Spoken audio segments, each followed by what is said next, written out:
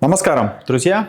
Ну что, первый элемент Земли– это та стихия, которая напрямую связана с кармическими узлами Раху и Кету. Ибо же из Земли все происходит, делает определенные несколько витков, и затем снова в Землю все уходит. По сути, все наши тела с вами, они состоят из Земли. Ибо же все, что вырастает из Земли, мы съедаем, перерабатываем, и снова это уходит в Землю. Точно так же наши жизни. Поэтому это видео будет интереснейшее, в силу того, что я хочу в него заложить понимание, каким образом связана родовая карма с движением кармических узлов. Первый элемент Земли здесь играет ключевую роль, ибо же через него происходит трансформация. Невозможно его пройти мимо, чтобы не получилось перерождение, точнее, чтобы оно получилось. Ибо же в Ведах рассказывается, что 9 планет, включая лунные узлы, то есть 7 основных планет, Луна, Солнце, Марс, Венера, Меркурий, и кармические узлы, итого 9 грах, они влияют на нашу душу только лишь тогда, когда душа находится воплощенная в физическом теле. Как только мы освобождаемся от физического тела, все, прекращается влияние 9 планет. И в этой связи очень интересно проследить, а как же в родовой преемственности, ибо же это тело формируется вследствие определенных предрасположенностей и цепочек в ДНК, которые есть у нас. И это все передается. И все мы знаем, и научно доказано, что есть некоторые даже болезни, которые передаются от предков детям. Сегодня я хочу вам показать общую концепцию, что собой представляет тема родовой кармы. Еще отдельно я запишу на это глубоченное видео, как с этим можно делать, работать и взаимодействовать. Но так как сегодня у нас только прогноз по одному стихии Земли и соответствующие знаки, которые к ней относятся, это Телец, это Дева, это Козерог. Дальше расскажу, что там будет по карьере, по отношениям, по прочим делам. Но вначале я хочу немножечко, это будет для всех знаков интересно, подсветить, какое есть общее понимание, что такое родовая карма и что об этом говорится в Ведах. Итак, что такое родовая карма? Это совокупность поступков, мыслей, чувств и реакций тех членов рода, в который мы пришли. И действительно, очень важно понимать, из какого рода ты вышел, ибо же на этой планете есть несколько родовых, скажем так, потоков, из которых произошли абсолютно все люди на современной текущей Земле. И нужно совершенно конкретно и четко знать, к какому роду ты относишься. Я об этом, опять-таки, запишу отдельное видео, это прям мощный материал будет. Сегодня же о чем мы говорим? Что когда предок, в тот род, в который мы воплотились, совершает какие-то действия, как-то реагирует на происходящее, это влияет на нас в том числе. Это может влиять положительно. Ну, например, если предки жили в гармонии с природой, если предки выполняли определенные ритуалы, не нарушали базовых законов этого мироздания, соответственно, мы рождаемся в том роду, в котором энергетический след имеется сильный позитивный депозит. И наоборот, есть отрицательный депозит, в котором предки, например, они употребляли какие-то непонятные вещества, изменяли друг другу, там различные создавали, и мы родились, наша душа воплотилась в этот род, соответственно, на нас это однозначно влияет. Потому что, как я сказал в начале этого видео, ДНК, и оно еще называется тонкое тело ума, к нам приходит от них. Ведь та цепочка, которую делали предки, по сути, что такое родовая карма? Это то, что внутри накручиваются определенные решения тех или иных задач, на них реакции и снова. И все это внутри заложено нас. И мы действуем как наши предки. Вы наверняка замечали, что различные народы, они действуют на ситуацию, одну и ту же ситуацию по-разному. Например, те, которые горные, они, как правило, считается, что те, кто живут высоко в горах, те являются наследниками такой мощной арийской, кшатрийской части. То, что я говорил, что есть несколько родов, так вот, кшатрийские, это значит, что воины. Поэтому вот горные люди, они очень такие воинственные, они могут воевать, они могут там и так далее. Те, которые ближе расположены, там, где есть уже земледелие, они относятся к другой. И все это внутри заложено. Например, когда кто-то нападает, да, то горные люди будут воевать до последнего своим там аулом. А те, которые земледелием занимались, они будут обращаться к тем, чтобы те их защитили, понимаете, да? И это же все заложено. И душа, она может работать из одного рода в другой, то есть воплощаться там, если необходимо выполнить какую-то задачу, затем воплощаться в другом роду и так далее. Но возвращаемся. Что может быть, когда, ну, классические вот описываются, я почитал в различных эзотерических изданиях, психологических текстах о том, что такое подразумевается сейчас родовая карма. Итак, есть какие-то повторяющиеся проблемы, если это негативные. Ну, например, финансовые трудности, проблемы в отношениях, одиночество, болезни, зависимость. Это все прилетает к нам от наших предков в том роду, в котором на данный момент вы воплотились. Это важно, запомните, на данный момент. Не всегда. Мы не относимся к одному роду все свои миллионы воплощений. Именно на данный момент. Могут быть какие-то негативные установки, что там все время нет денег у нас в роду, или там все мужчины предают, или какие-то там еще другие вещи. Могут быть какие-то поведенческие сценарии, там жертвенность или агрессия, депрессия в роду. Есть также еще такая категория, очень необычная, которая называется неосознанные долги рода. Когда кто-то из предков взял больше, чем отдал. Или, например, что-то кому-то пообещал и не выполнил. Это тоже прилетает к нам. Как родовая карма связана с предками? Ну, каким образом она передается, сколько она длится, ведь это же не может быть вечно, да, вот говорят там проклят род. Хорошо, а сколько проклят род? В классических тантрических текстах описывается, что работает проклятие не больше, чем 7 поколений. Не больше. Вот невозможно ему дальше идти, оно разваливается. Ну, если только не было там четко определено, что там на столько-то поколений проклинай. Если вот просто проклятие нашему предку, соответственно, это работает с нами 7 поколений. И здесь оно передается, трансформируется, потому что определенные искажения происходят, когда от одной души в роду к следующей переходит, к следующей происходит искажение. И, например, от прапрапрадедушки к прапраправнуку уже придет не такая сильное проклятие, которое было, вот, например, его детям. Что это могут быть? Это могут быть какие-то незавершенный психоэмоциональный опыт с какими-то людьми, или с какими-то смыслами, или с какими-то божествами. Это, кстати, с божествами это самая такая сильная и сложная, тяжелая история. Могут быть какие-то незавершенные циклы. Например, там какой-то урок не был пройден. Необходимо было защищать свою там, родину, да, а предки этого не делали, они там убегали, например. Или наоборот, они нападали все время. Вот как Бирма и Таиланд. Обратите на это внимание, что сейчас Бирма в упадническом состоянии, и бирманцы в Таиланде работают как просто какие-то нищеброды, они просто здесь как роботы, их вообще за людей не ставят. Но до этого бирманцы нападали на тайцев, и у них здесь все забирали, и тоже над ними как бы давилели. То есть, соответственно, поменяли сейчас ролями. Вот он как расплачивается долг. То есть, по сути, те бирманцы, которые жили 100 лет назад, какое они имеют отношение к тому, что происходило? А они расплачиваются за то, что сейчас они тяжело работают. Нет ни образования, ни медицины, постоянная война у них происходит на территории, там полугражданская, полукакая-то. А в Таиланде они шикуют и этих заставляют работать, и об них ноги вытирают. Потому что бирманцы здесь себя чувствуют преужаснейше. Вот вам показатель коллективной родовой кармы по народу. Это, кстати, еще одна такая категория. Так вот, в жизни у каждого из людей есть определенные сигнификаторы в карте рождения. Это и есть кармические узлы. Самое сильное проявление происходит, когда тебе необходимо отдать эти долги. Конечно же, когда у тебя идет период раху или кету, и тебе необходимо по раху свои задачи выполнить, по кету свои задачи нужно выполнить. Когда идет транзит, как вот о котором я сейчас рассказываю, конечно же, эти задачи не такие глубинные, но они тоже имеют свой эффект.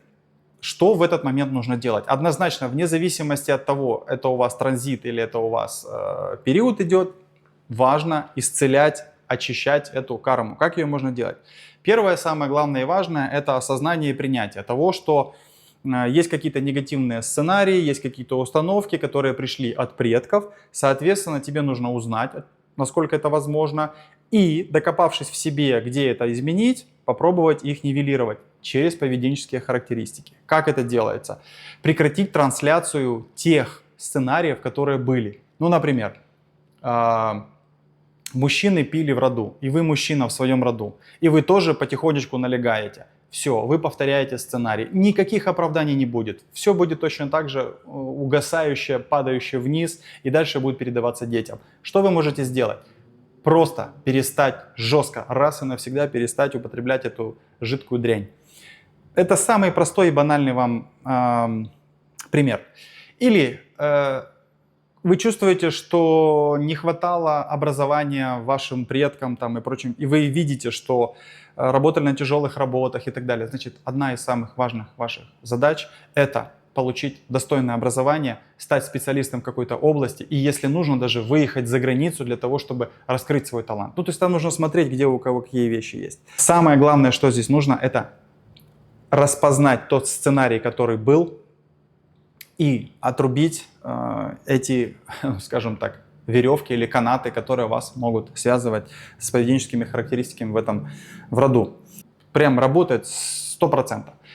Очень сложно определить, в каком поколении вы находитесь, если только вы знаете, когда это было проклятие, например, или когда было какое-то действие совершено вашим предкам, и вы понимаете, что это третье колено, а вы уже там, получается, четвертое колено, да, то еще у вас 3 поколения, и вы на себе можете это все остановить. Как это делается? В ведической культуре, которую я изучаю, о которой я вам рассказываю, нет такого понятия родовая карма. Вы сейчас скажете, ты же только что рассказывал полчаса. Рассказывал, но я обмолвился о том, что это общее понятие того, как мы это сейчас в современном мире воспринимаем. В Ведах ни слова, я нигде, никогда не встречал такого понятия, как родовая карма. Его нет. Есть определенные связи, которые происходят между душами, когда они воплощаются на этой земле. Чтобы вам было понятно, простым текстом приведу сейчас такой пример. Представьте, что вы актер, и вас пригласили выступать в театре. И вам сказали, сейчас ты будешь работать с вот этой труппой или группой людей, актеров, и мы будем играть определенную роль на сцене. Мы будем переодеваться, выходить, там, страдания, любовь и прочие дела. И ты привязываешься к этим людям, к этой группе людей, которые с тобой участвовали, к этому коллективу. И, конечно же, у тебя между ними образовываются определенные связи. Там ты у того занял денег, или тому занял денег, там кому-то ты платье порвал, или там... То есть что-то ты начинаешь кому-то быть должен, либо же тебе должны. Понимаете, да? Кому-то ты помог или тебе помогли. И ты с этой группой людей, у тебя появляется определенная рнанубандха. Я рассказывал в предшествующем видео, что такое рнанубандхи. Самое сильное это сексуальное. Посмотрите, это прям мощь там, информация. Так вот, возвращаемся сюда. Вы отработали сезон, и дальше вас пригласили в другой театр, или еще куда-то, или на телевидение. Должны ли вы этому театру или этому роду и страдать за них, например, если их там расформировывают или закрывают этот театр, или там еще что-то происходит? Должны ли вы что-то с этим делать? Ну, вы можете как-то там позвонить, посочувствовать, да, окей. Но чувствуете, у вас нет с ними связи, как с этим коллективом, как с этим, назовем это, родом, да? Нет у вас с ними связи, потому что вы перешли уже в другое. Ваша душа выполняет другие задачи, вы уже снимаетесь на телевидении, у вас уже другой коллектив и у вас уже другие возможности. Если вы все правильно сделали, то вас пригласят. Так же и здесь работает. И только лишь единственное, что с вас может связывать, это личные рнанубандхи, связи с этими людьми, которые были в коллективе. И если вы их правильно отдаете, соответственно, все. Нет никакой родовой дальнейшей связи. Все, что у вас может быть, это в вашем резюме будет написано, что вы в этом театре были. Если там какие-то события с этим театром, конечно же, в резюме будут смотреть в новые работодатели и говорить, ну да, странный коллективчик у вас там был. И это все. Но что вы можете сделать? Вы можете очистить эту карму с помощью ведических ритуалов. В конце лета я запишу видео еще отдельно и расскажу о том, как делать очистку этих событий, связанных с родовой кармой. Есть такие суровые и жесткие, которые прям, их там один раз не обработать, точнее не отработать, ибо же они там имеют глубинные связи. Но в Ведах совершенно конкретно указывается, что делая так называемую тарпану, это ритуал, когда мы делаем с водой, я уже на видео на YouTube записывал, и я думаю, что еще раз я это сделаю, и в прямом эфире попробуем это с вами сделать. Для чего это делается? Для того, чтобы помочь тем предкам, которые, например, попали в патала, нижние миры. И они там мучаются, и у них там жажда. И вы даете эту воду, и она на тонком плане джала, ибо же вода, она может путешествовать сквозь миры трансцендентно. Она попадает к ним в их сущности, им становится легче. И они могут быстрее проходить свои испытания и быстрее переродиться уже в лучших воплощениях. Также есть еще шрадхана. Ну, я не готов браться за шрадхану, это нужно, чтобы был действительно брамин, человек, который посвящен в эту тему и глубоко разбирается, и хорошо понимает санскрит. Может быть, когда-нибудь я до этого дорасту. Но то, что простейший ритуал, который поможет не отдать вам долги, а помочь вашим предкам. Ибо же в Ведах сказано, что есть закон кармы, который говорит, что если ты делаешь благостные поступки, конечно же, это влияет на твое окружение. А если ты был с душами связан, которые уже пошли в другие родовые, да, театры, они перешли, то им тоже станет легче. Понимаете? Это как... еще приведу примеры. Ты учился в учебном заведении в каком-то. И вот знаете, да, там в школах, в институтах они на доске почета вывешивают, вот там Петя учился, а сейчас Петя стал президентом или получил Нобелевскую премию. И все там на этого Петю, в Америке, кстати, это очень сильно развито, они же знают, эти все масоны и все эти дела, они знают, ребята, они там очень образованные, они знают, что это важно сделать, ибо же есть связь на очень тонком уровне у нас о том, что если этот человек стал известным, то это заведение автоматически за счет его улучшения кармы поднимает свою карму, и теперь ты уже в это заведение просто так не попадешь, потому что смотрите, сколько у нас нобелевских лауреатов, смотрите, сколько из нашего заведения вышли. Понимаете, это все про карму, это все про родовую связь. И наоборот, если в этом заведении постоянно ученики этого заведения, где-то какие-то залеты, какие-то сложности с ними, там, тогда на рынке труда, вот кто HR меня смотрит, точно знает, что из некоторых учебных заведений не хочется брать людей себе на работу. Вот это тоже коллективная карма. Но что ты можешь сделать? Ты можешь своими поступками, например, да, там, пойти и повысить квалификацию. У тебя в резюме появляется... А я закончил еще там мини-MBA, например, да, или еще там что-нибудь. Ребят, все так же точно работает в тонком мире, в духовном мире.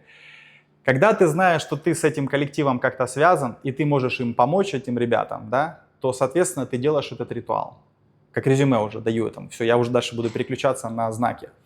И если ты ничего не делаешь, то каким-то образом все равно с тебя будет стяжаться эта энергия. В силу того, что, опять же, поступки, то, с чего я начинал, эмоции, реакции, принятые решения, все это зашито в наших ДНК. Мы можем их, распознав, развязать эти узелки, отпустить, и все, мы с ними никак не связаны.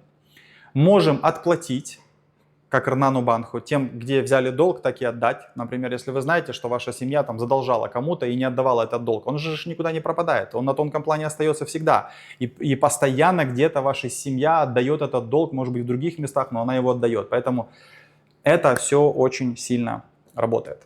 И как резюме завершающее.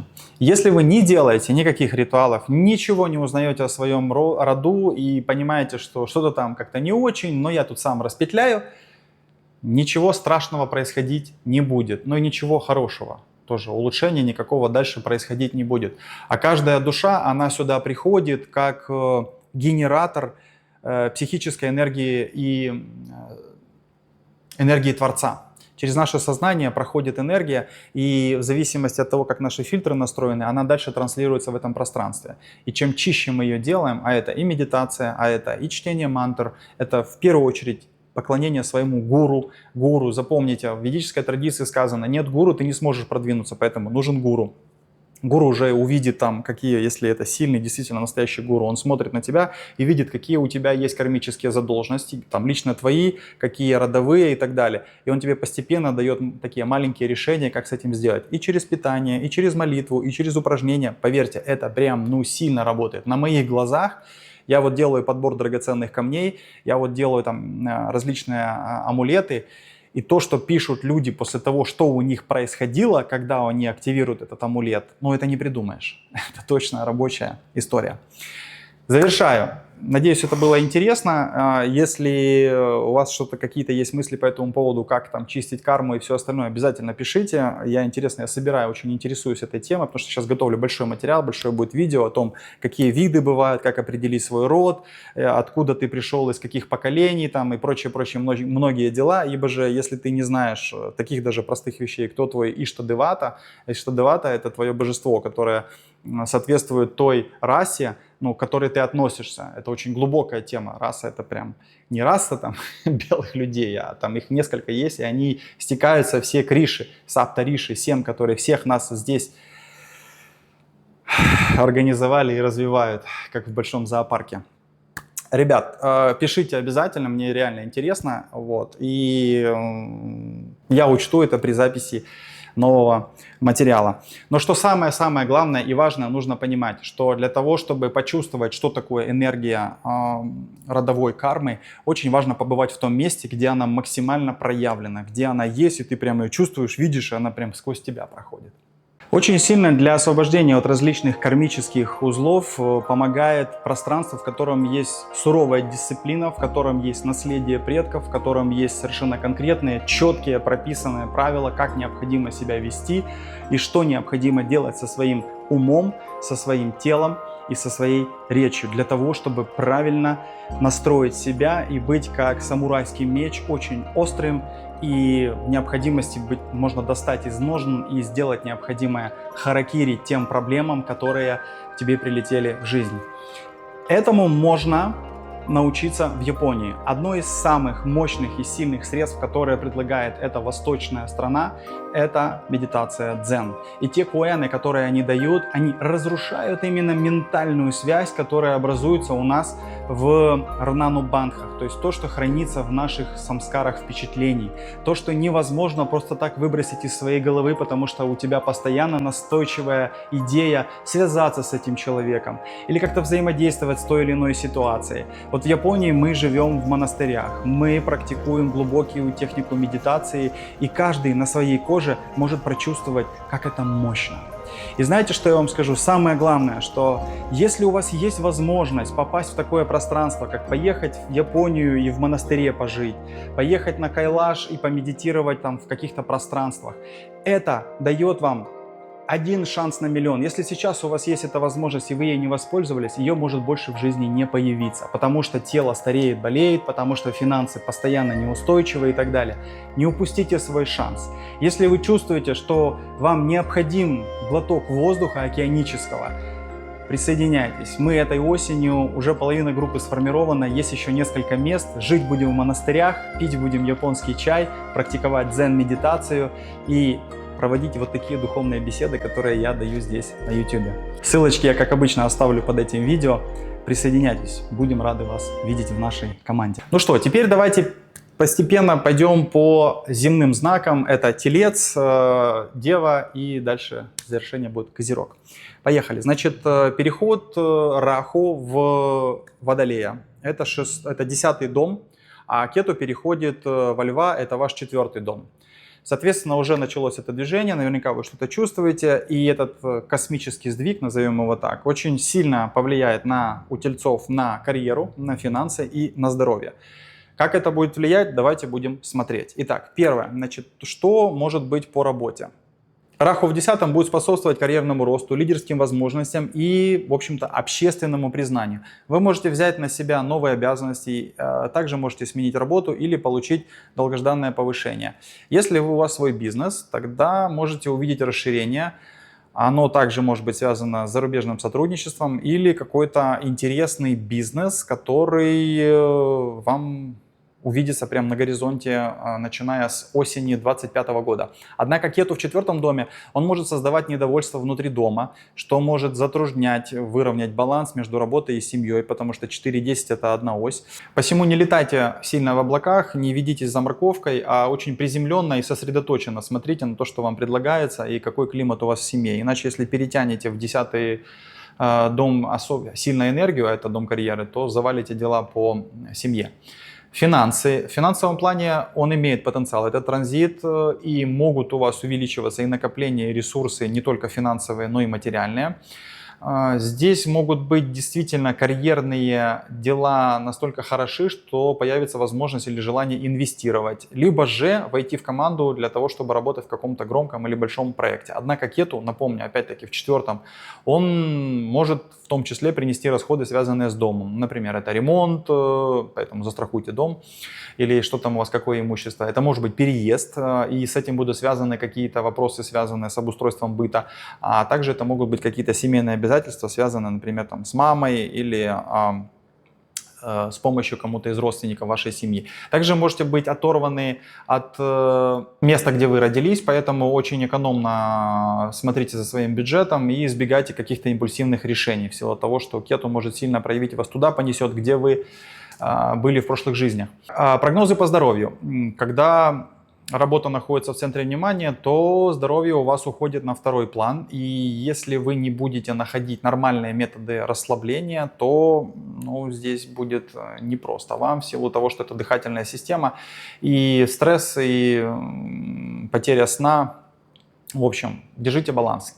Кету в четвертом может вызывать эмоциональный сильный дисбаланс и с грудным отделом, и с пищеварением, поэтому не перестарайтесь.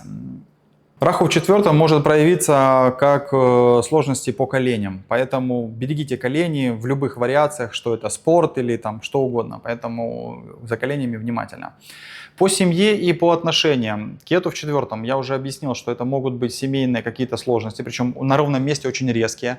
Можете испытывать недопонимание, эмоциональную отчужденность или повышенную ответственность по делам дома. Опять-таки, повторюсь, это карма рода может проявляться, поэтому смотрите, что там будет, много рассказал в начале. Можете переехать, можете начать ремонт, можете не бывать дома, много ездить по командировкам, но очень важно со своей семьей всегда в открытую разговаривать и поддерживать гармонию, иначе будут какие-то эмоциональные жесткие взрывы. Вы такие любители. Терпите, а потом летят горшки из окна. По образованию. Те тельцы, которые сейчас обучаются, что здесь? Раху в 10-м, он, конечно же, даст вам конкурсы, экзамены, победу в них. Если вы захотите возглавить что-то, кого-то, где-то, какие-то смыслы, какие-то там группы людей, пожалуйста, идите, это классно. Это туда эмоциональное вовлечение пойдет, и даже если у вас Кету создаст внутренние страхи по четвертому дому, не переживайте. Сила рода вас поддержит, поэтому задавайте вопросы, кто были бабушка, дедушка, чем они занимались, в чем их сила, и идите с этим, поэтому сможете себя организовать и привести себя в порядок. Гармонизация. Обязательно я всегда во всех этих видео говорю о том, что самая главная гармонизация по Раху и Кету — это чтение мантры. Ссылка будет под этим видео. Без нее будет сложнее все это реализовать, в силу того, что через звук, через мантру формируется все необходимое, что есть внутри нашей системы, и дальше это выходит наружу.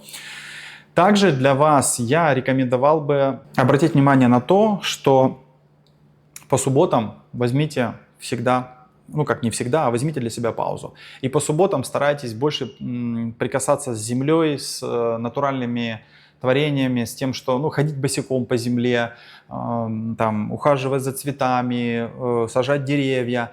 И это прям сильно важно. Если вы можете поучаствовать в посадке деревьев, фруктовых деревьев, еще каких-то, сделайте это. Это вам прям сильно поможет и укрепит вас, как, знаете, на тонком плане вашу корневую систему, которая глубоко укоренится, и вам будет от тех деревьев и тех, кто будут кушать фрукты и благодарить вас, будет вам хорошо.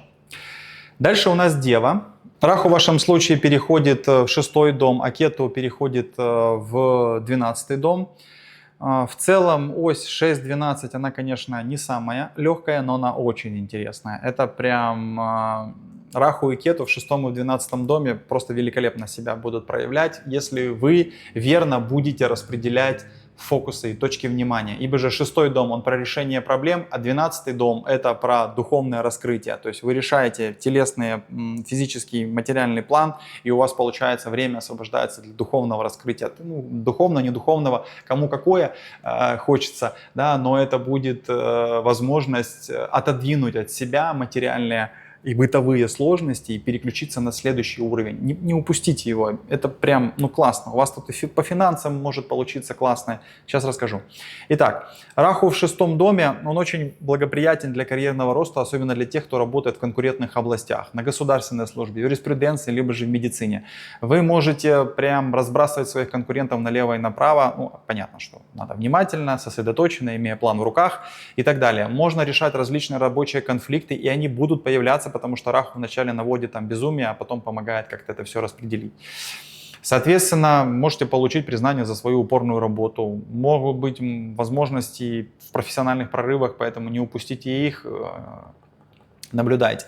Кету в 12-м доме, он может показать на духовность, на то, что если вы не будете перезаряжаться как психоэмоционально, но опять же это петь мантры, читать какие-то произведения, слушать рассказы о духовных личностях, тогда у вас может скопиться очень много стресса, потому что, ну, Раху в там 6-м, он много подбросит задач, и нужно, чтобы психоэмоциональная энергия уходила куда-то в сторону. Поэтому поддерживайте баланс между работой, личной жизнью, избегайте ненужных споров на работе, прям вот ненужных избегайте. Финансовые вопросы, значит, что здесь может быть? Здесь будет смесь, прибыль и расходы. В силу того, что 6-12 это решить проблему, получить защиту своих интеллектуальных прав, а 12 это куда-то все слить, купить себе квартиру где-то в Португалии, например.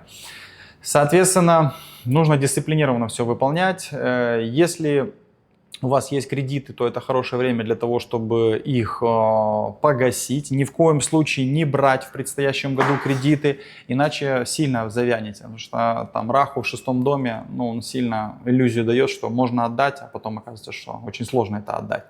Поэтому делайте долгосрочные сбережения. Сейчас курсы валют начнут лихорадиться. Подумайте, куда вы можете их инвестировать. Это могут быть драгоценные металлы, это могут быть драгоценные камни, это могут быть, ну, у всех по-своему. Кету в 12-м доме – это инвестирование в заграничные какие-то дела, недвижимости там и прочие дела. Смотрите, где у вас управитель 12-го дома, будет понятно. По здоровью. Ну, здесь Раху в 6-м укрепляет иммунную систему обычно и позволяет восстанавливаться после тех болезней, которые были до этого. Посему обязательно посмотрите, загляните, что там у вас в кишечнике. И если там все хорошо, значит все будет ровно и классно идти. Кету в 12-м, ну, здесь могут быть сложности со сном связанные. Превратите сон в какие-то трансцендентные путешествия. Посмотрите, что такое йога сновидений, подумайте о том, как вы можете... ну, например, там, время сна правильно себе отрегулировать какими-то дополнительными эзотерическими штуками. Можно в цигун постоять правильно, там, набирать энергию. В общем, много разных есть вещей. Семья. Но он неоднозначно может дать результаты в семейных делах, потому что Раху в 6-м может выдавать юридические споры и недопонимания с родственниками, а Кету в 12-м может привести к эмоциональной дистанции и изоляции по этим вопросам. Поэтому, если у вас есть какие-то вопросы с родственниками, постарайтесь их заблаговременно как-то правильно оставить. Если находитесь в отношениях, то ну, ваш партнер может чувствовать, что вы не уделяете достаточно времени своему партнеру или партнерше. Посему приоритет – это проводите больше времени, давайте партнеру или партнерше понять, что вы здесь, рядом, любите и всегда смотрите влюбленными глазами на него либо на нее. Дальше. Образование. Для тех, кто учится, Раху в 6-м повышает сосредоточенность, решительность, это круто, прям развиваются навыки решения проблем, поэтому что нужно делать, если родители слушают и ребенок у вас это дева, отправляйте обязательно в летний период какие-то ситуации, где можно решать прям проблемы, становиться взрослее, принимать свои решения и так далее. Кету в 12-м может ну, немножко генерировать какие-то отвлечения на ненужные отвлекающие факторы, вот, которые могут затруднить академический успех. Поэтому, если ребенок собирается за границей учиться, постарайтесь сделать так, чтобы там был дополнительный контроль. Гармонизация. Смотрите, опять-таки, Раху, Кету, читаем мантры, ссылка внизу, я думаю, вы это уже понимаете. Что еще из очень важного? 6-12 ось натягивается, это показывает на то, что супер важно, это научиться правильным методам расслабления ментального. Ибо же Кету в 12-м это фантастическое время, когда вы можете ну, сильно сделать прогресс для своей души. Не упустите этот момент. Это сейчас не про финансы, это сейчас про то, что вот то, что я вначале сказал. Вы немножечко отодвигаете свои бытовые вопросы, и у вас прям появляется пространство для того, чтобы путешествовать. Ведь Кету в 12-м — это трансцендентное путешествие, это физические путешествия, это паломничество, это... Ну, в общем, и так как это еще и во Льве, то это получается, что определенное лидерство на вас еще будет возлагаться. То есть если вы что-то задумали в каком-то таком ключе, помогать людям становиться здоровее и физически, и психоэмоционально, это прям ваше время, выход за пределы. Что Кету в 12-м — это большая такая вот, как черная дыра, в которой много возможностей. Но самое важное еще для вас — это, конечно же, поработать с кармой рода, потому что 12-й дом, он про родовые дела. Там лежат все ответы, которые к вам сейчас прилетят. Козероги. Итак, ребята, у вас Раху во 2-й дом и Кету у вас в 8-м доме. Это тоже ось такая приятная. Раху во 2-м — это расширение возможностей финансовых. Оно может быть как иллюзорное, так и действительно реальное, мощное. Нужно посмотреть, где у вас находится Сатурн, потому что он управляет у вас 2-м домом. Соответственно, Сатурн покажет, где нужно упереться, и будет результат. Давайте подскажу, подсвечу общие смыслы, а там вы дальше, я думаю, разберетесь. Итак, Раху во 2-м усиливает навыки речи. Вы должны что там с языками делать, подтягивать, какие вы там учите языки дополнительные и так далее. Если вы работаете в сфере продаж, маркетинга, преподавания, публичных выступлений и финансов, это ваше время. Прям идите в коммуникацию, давайте людям информацию, будет вам огонь, результат хороший. Можете получить признание за эти свои новые идеи, за проявление лидерских качеств, но избегайте чрезмерных обещаний или участия в политике, потому что пролетите. Будете людям обещать, следите за тем, что вы говорите простыми словами. Ибо же можете наобещать, а независящая от вас ситуация, потому что Кету в 8-м именно так и действует, такой прилетит вам шлепок, что будете не рады. Если вы недовольны работой, которой вы занимаетесь, тогда этот Сатурн, не Сатурн, а Раху в знаке Сатурна толкнет вас точно к неожиданным событиям. Что здесь делать? Доверяйте своим инстинктам. Чувствуете, что надо сворачивать на обочину, сворачивайте. Нет, тогда жмите на педаль газа. Финансы.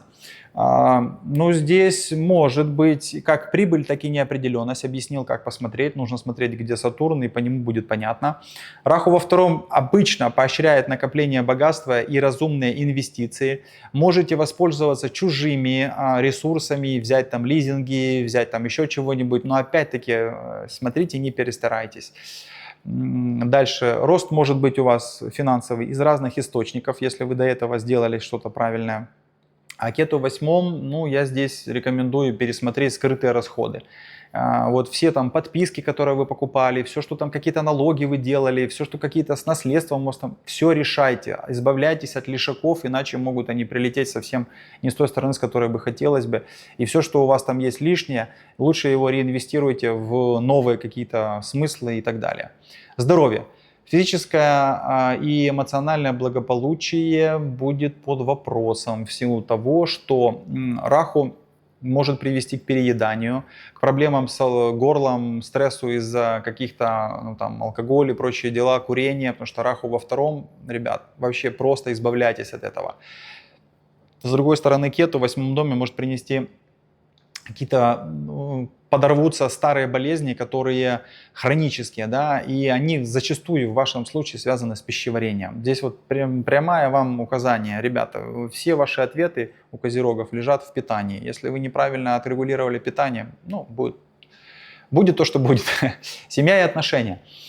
Ребят, во 2-м доме может вызвать конфликты и недопонимание по финансам, связанным с родителем. И, конечно же, обязательно это потянет за собой какие-то, скрытые, да, вопросы. А то, что я вначале рассказывал про карму, не доводите до этого. Будьте внимательны к своим словам, терпение, дипломатия с родителями, особенно если они старше, как пожилые уже у вас. Очень внимательно, очень аккуратно, ибо же время уйдет, и вы потом не сможете им сказать, как вы их сильно любите, и от этого будет душа страдать.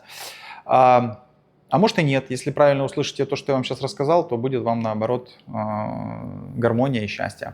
Образование. Те козероги, которые обучаются, ребята, очень рекомендую развивать тоже коммуникативные навыки, идти в речевые области. Если вы планируете куда поступать сейчас, то это прям прямое указание. Идите там, где юриспруденция, средства массовой информации, финансы и так далее. Кету в 8 доме как раз поддержит тех, кто не хочет много болтать, а может исследованиями заниматься, оккультными науками, психологиями. Тоже можете туда идти и там себя смотреть и развиваться. Это также может быть как дополнительное какое-то в довесок к тому образованию, которое у вас есть уже сейчас, и тоже может хорошо сработать. Не обязательно, что это же вы студент. Вы можете просто повышать свои квалификации. Еще что хочу сказать. Для козерогов сильно важно, так как вторым домом у вас управляет через Водолея Козерог, если у вас нет планирования, если вы не знаете, что такое планирование долгосрочное, ну, у меня к вам плохие новости, вы тогда неудачный Козерог просто потому, что вы этого не делаете. У нас есть система, как можно запланировать себе успешный год, на ура разлетается, много кто покупает, результаты просто феноменальные. Есть открытый урок на YouTube, можете посмотреть, там 2-часовая. И таких еще, их всего 4. Это 4 сферы, через которые можно прописать себя, посмотреть свои сильные и слабые стороны. Техника просто бомбическая. Ребят, на этом все. Как обещал, записал все знаки, отдал всю информацию, которую на сегодняшний день посчитал актуальной и нужной. Надеюсь, это было полезно, надеюсь, это зашло. Ставьте лайк, комментарий и до новых встреч. Намасте.